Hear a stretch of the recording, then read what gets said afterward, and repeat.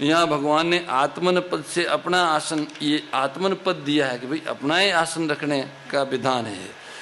इसी तरह गौमुखी है, माला है, संध्या के पंचपात्र, आचमन, ये सब अपने अलग रखने चाहिए।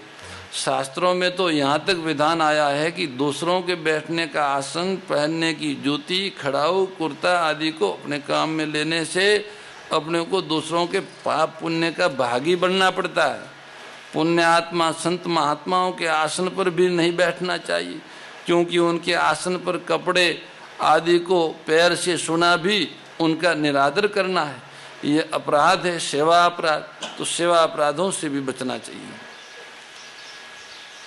उस आसन पर बैठकर चित्त और इंद्रियों को, ऐसा जो स्थिर आसन है, कुशा का या पत्थर का, काष्ठ का या पत्थर का, उसके ऊपर आपने कुशा, कंबल और कपड़ा बिछाया है, इस तरह से आसन को व्यवस्थित करके उस आसन पर बैठ जाए। तत्रेकाग्रम मन कृत्वा, वहाँ बैठकर चित्त और इंद्रियों की क्रियाओं को वश में रखते हुए मन को एकाग्र करके अंतःकरण की शुद्धि के लिए योग का अभ्यास करें। पूर्व श्लोक में बिछाए जाने वाले आसन की विधि बताने के बाद अब भगवान 12वें और 13वें श्लोक में बैठने वाले आसन की विधि बताते हैं। वो तो आसन बिछाने की विधि थी, अब आसन पर बैठने की विधि बताते प्रभु। कहते तत्र आसने, जिस आसन पर कोष मृगशाला और वस्त्र बिछाया है, ऐसे आसन के लिए भगवान ने यहाँ तत्र आसने कहा है। उप विषय, उस बिछाए हुए आसन पर शुद्धासन, पद्मासन, सुखासन आदि जिस किसी आसन से सुखपूर्वक बैठ सके उस आसन से बैठ जाना चाहिए। ये ध्यान योग का प्रकरण चल रहा है, सभी साधकों को खूब शांति और गहराई से सुनना चाहिए और सुन के जितना समझ में आवे उतना अपने ध्यान काल में उसे सम्मिलित करना चाहिए। तो जो आसन साधक, जिस आसन पे साधक लंबे समय तक बैठ सकता है सुखपूर्वक, वो आसन लगा के उस आसन में बैठे। आसन के विषय में ऐसा आया है कि जिस किसी आसन से बैठे उसमें लगातार 3.5 घंटा तक बैठा रहे, 3 घंटा तक बैठा रहे। एक पहर तक एक आसन पे बैठे रहने से आसन सिद्धि होती है, ऐसा शास्त्रों में आता है। उतने समय तक इधर उधर हिले डुले नहीं। ऐसा बैठने का अभ्यास सिद्ध होने से मन और प्राण स्वाभाविक शांत हो जाते हैं। अगर आसन स्थिर हो जाए, 3 घंटा तक शरीर हिले डुले नहीं, तो फिर धीरे धीरे मन और प्राण भी शांत हो जाते हैं।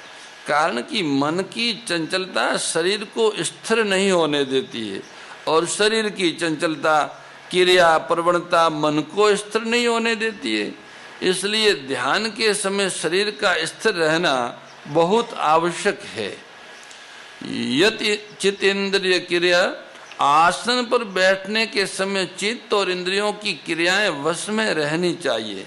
व्यवहार के समय भी शरीर, मन, इंद्रियों आदि की क्रियाओं पर अपना अधिकार रहना चाहिए। कारण कि व्यवहार काल में चित्त और इंद्रियों की क्रियाएं वश में नहीं होगी तो ध्यान के समय भी वे क्रियाएं जल्दी वश में नहीं हो सकेगी। अतः व्यवहार काल में भी चित्त आदि की क्रियाओं को वश में रखना आवश्यक है। अपना जीवन ठीक तरह से संयत होना चाहिए।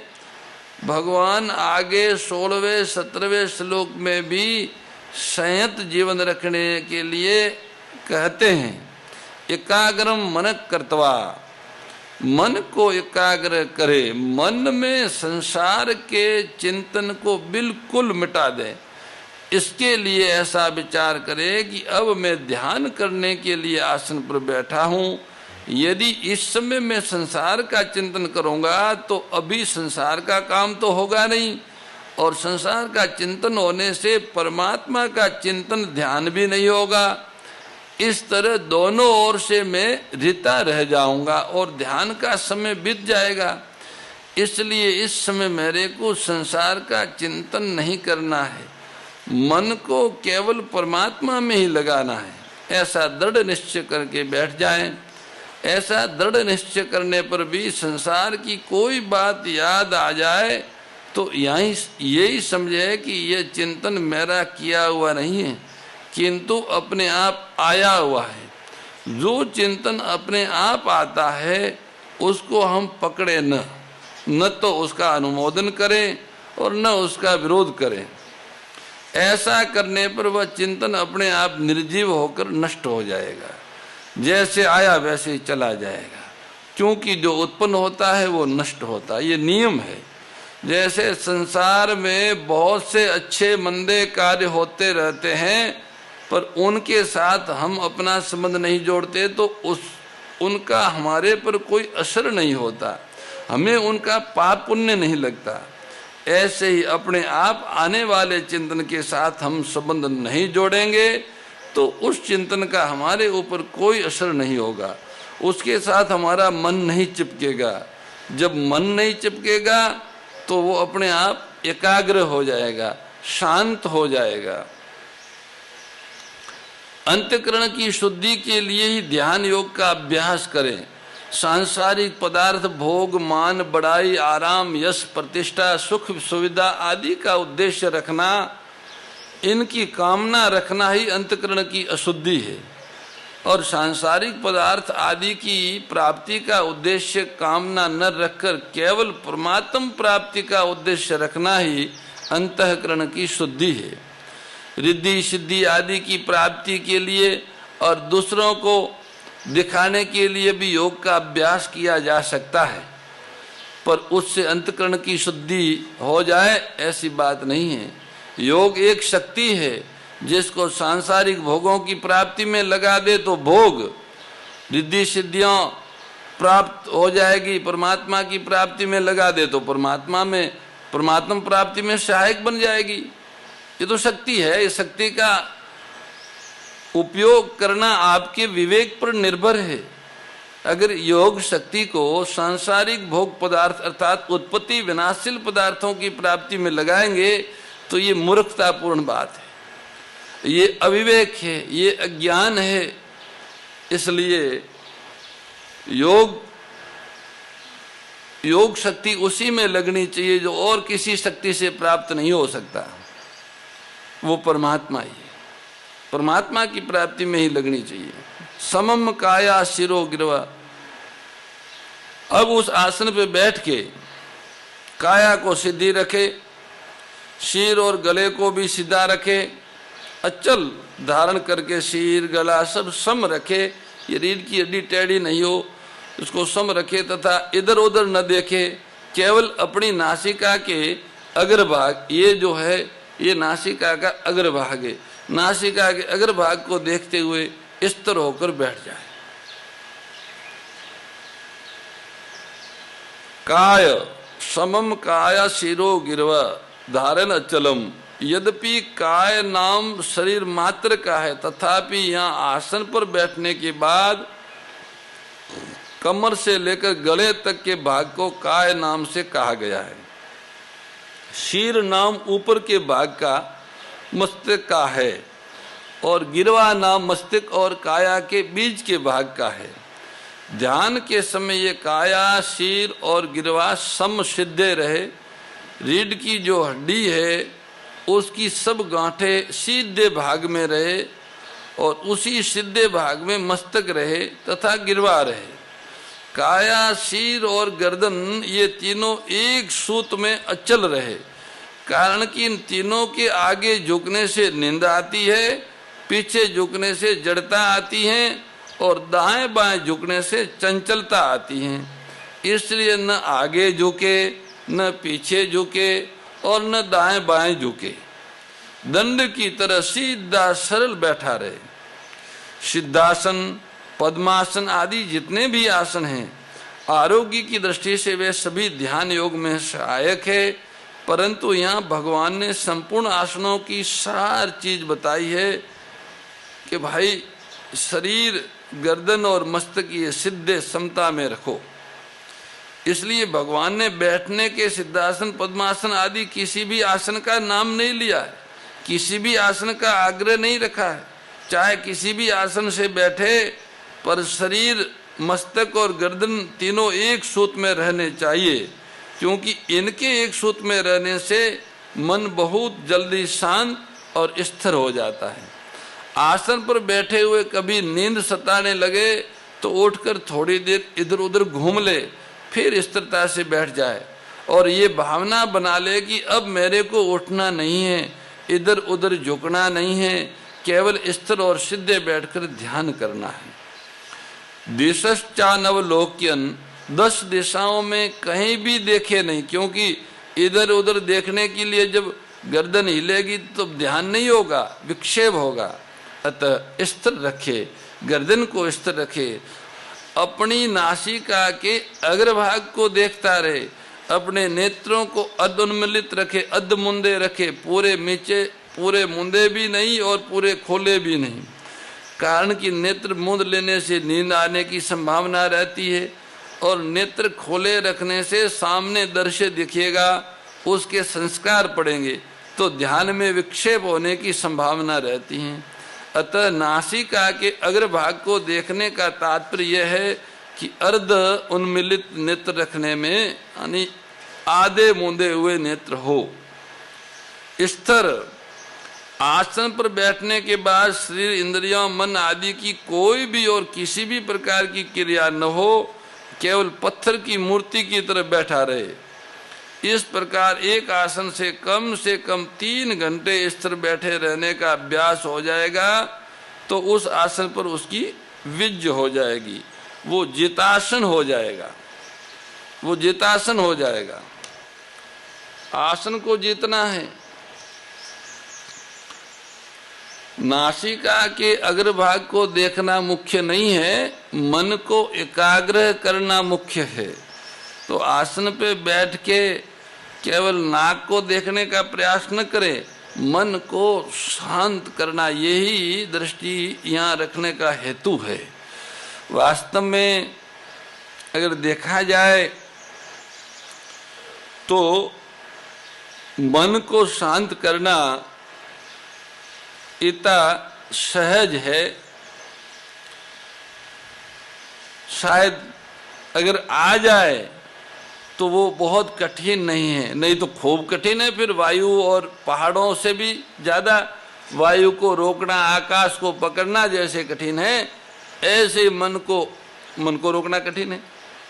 पर अगर युक्ति आ जाए तो वो सहज रूप से रुक जाता है। कैसे? बोले भाई देखो, मन और तुम दोनों साथ रहे हो, बहुत लंबे समय तक साथ रहे हो, मन को प्रेम से कहो। ये बात तो पहले समझ लो, मन को कुछ कहने से पहले, कि मन अलग है और हम अलग हैं।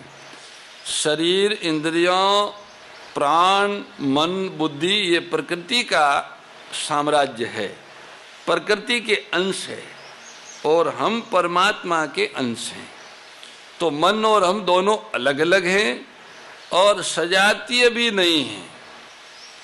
मन की जाति संसार है और हमारी जाति परमात्मा, हमारी अविनाशी जाति है, मन की जाति विनाशी है। हम अपरिवर्तनशील है और मन परिवर्तनशील है। फिर भी अब आप, मन और आप बहुत लंबे समय के साथी है तो मन नहीं लगता है ध्यान में, तो उसको लगाने का जो सुंदरतम उपाय है वो ये है कि मन से कहे कि हे मित्र, अभी तक तो हम तुम्हारे कहने से चले, जहां तुम गए तुमने जैसा कहा वैसा ही किया, पर बताओ तुम्हारे पीछे पीछे चलने से तुमको कुछ मिला या हमको कुछ मिला? जो हम चाहते थे वो न तो हमें मिला न तुम्हें मिला। मित्रता के नाते आप हम पर विश्वास करो, अब हमारे साथ चलो। इतने समय तक, जन्म जन्म से हम तुम्हारे साथ चल रहे हैं, हम केवल इस जन्म में ही आग्रह करते हैं कि ये यात्रा जो हमारे मनुष्य से, अनेक यात्राओं में हम तुम्हारे पीछे चले, तुम आगे चले हम पीछे चले। अब मानव योनि की जो यात्रा है मानव शरीर की, इस यात्रा में तुम हमारे पीछे चलो। अगर इतनी बात भी हमारी नहीं मानते हो तो फिर तुम्हारे जहां भी पधारना हो पधारो।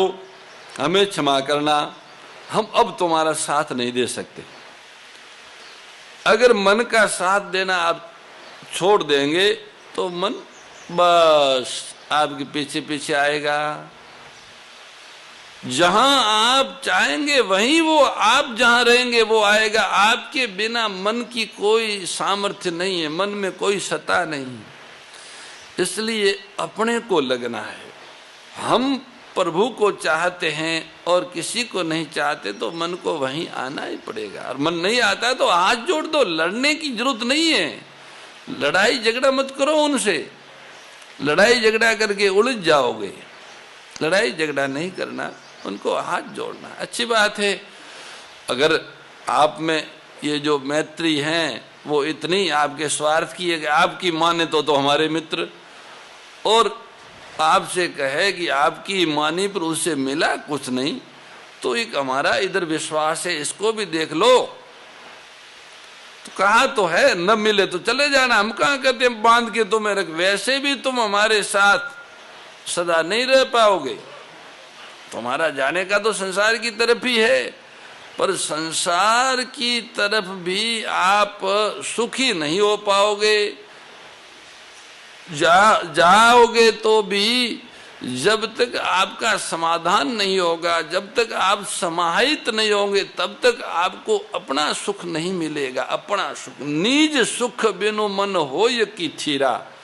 निज सुख, वो निज सुख जो है वो मन को तभी मिलता है जब मन आत्मा की बात मानता है। त्वमेव माता च पिता त्वमेव, त्वमेव बन्धुश्च सखा त्वमेव, त्वमेव विद्या द्रविणं त्वमेव, त्वमेव सर्वं मम देव देव।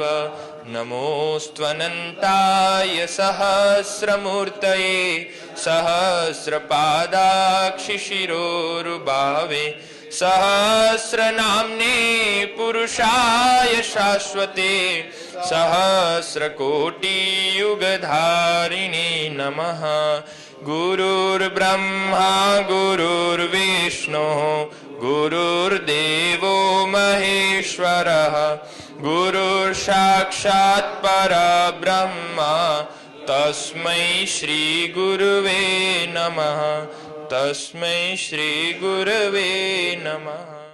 परम श्रद्धेय गौरीशी स्वामी श्री दत्त शरणानंद जी महाराज की प्रेरणा व मार्गदर्शन में विश्व के सबसे बड़े गौ सेवा संस्थान श्री गोधाम महातीर्थ पथमेड़ा द्वारा संरक्षित लाखों बीमार, विकलांग, वृद्ध एवं अशक्त गोवंश वेद लक्षणा गोमाता की सेवा के साथ साथ भारतीय गोवंश का संरक्षण, संपोषण, संवर्धन एवं उनसे प्राप्त पंचगव्यों का परिष्करण व विनियोग करना, घर घर गोपालन, गो अभ्यारण्य, घास चारा उत्पादन हेतु गोचर भूमि का विकास, गोपालन लोक संस्कृति के पुनर्जागरण हेतु वेद लक्षणा गो महिमा का प्रचार प्रसार करना तथा गोपालक किसानों के स्वावलंबन हेतु गो कृषि अन्न एवं गो दुग्धान का गुणवत्ता युक्त बाजार तैयार करना श्री गोधाम महातीर्थ का पावन उद्देश्य है। आप सभी दानदाता श्री गोधाम महातीर्थ पथमेड़ा द्वारा संचालित गो सेवा महाअभियान में बढ़ चढ़कर सहयोग कर लाखों बीमार, विकलांग, वृद्ध एवं अशक्त गोवंश के गोग्रास सेवा हेतु श्री गोधाम महातीर्थ पथमेड़ा लोक पुण्यार्थ न्यास के बैंक ऑफ बड़ौदा खाता संख्या 084901000238827 IFSC कोड BARB 0 ASHRAM शाखा आश्रम रोड अहमदाबाद में गोग्रास सेवा निमित्त जमा कर सकते हैं। अधिक जानकारी के लिए संपर्क करें 7742093179 7665059999 7073000151।